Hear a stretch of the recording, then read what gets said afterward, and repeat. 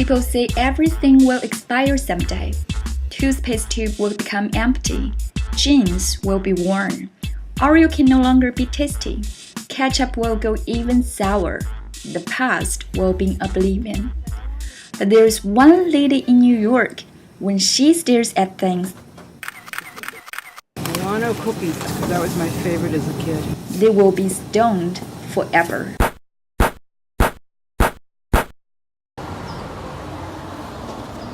Hello, welcome to my studio. I'm Robin Antar from Brooklyn, New York.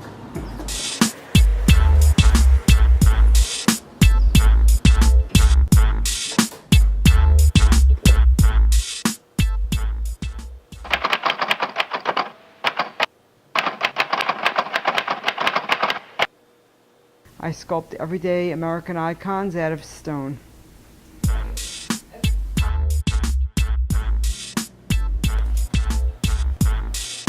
This is heavier than a real shoe. American icons recording in history. 2,000 years ago, who knows what a denim jacket will look like, if there will be a denim jacket. But this jacket behind me is a recording in history. You're taking the mundane object that nobody thinks about. Nobody thinks about potato chips and pretzels and Heinz ketchup and mustard and mayonnaise. Nobody thinks about these things. And then you take them and you're blowing them up larger than life, and you're making them you're carving them out of an object that's going to last far beyond your lifetime.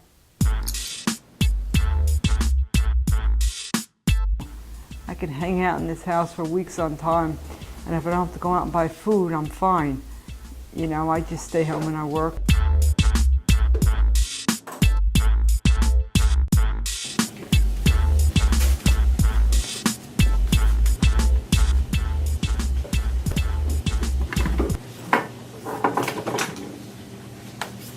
That's the mask you wear, and you connect it to here, and that gives you air when you're working.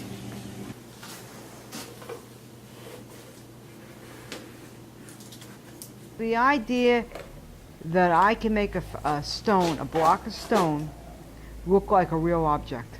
That's what I want people to get, because this is something realistic and you have to be controlled, and you got to do symmetrical in the forms and the shapes and the shadows.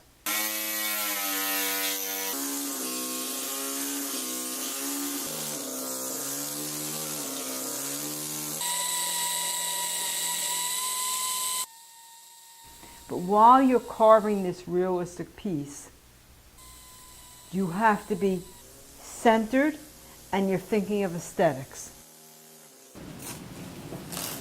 That's how the canvas. So now, this is right. This thing has to come in like this.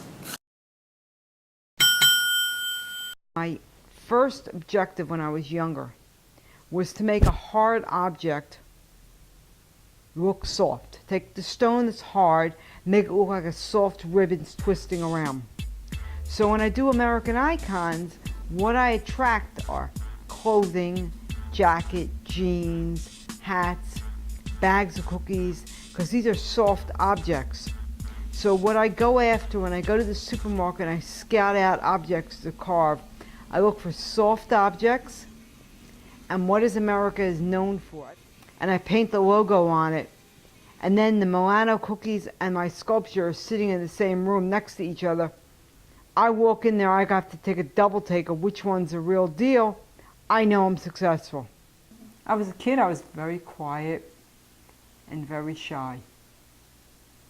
And it wasn't until later on in life when I got the confidence in my work that I got out of my cocoon and got out of my shell. I've been sculpting since I was 15, 16. In 1974, I took a sculpture class in high school, and the minute I started sculpting, I was addicted.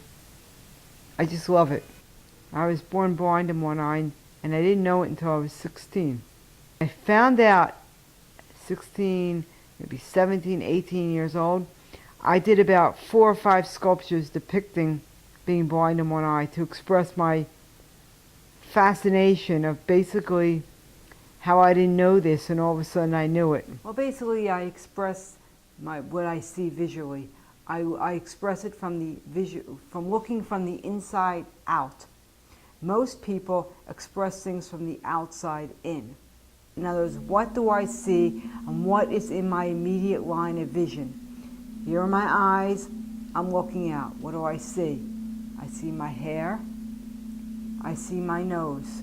My nose becomes magnified, especially when you lose total darkness in this side, this becomes magnified.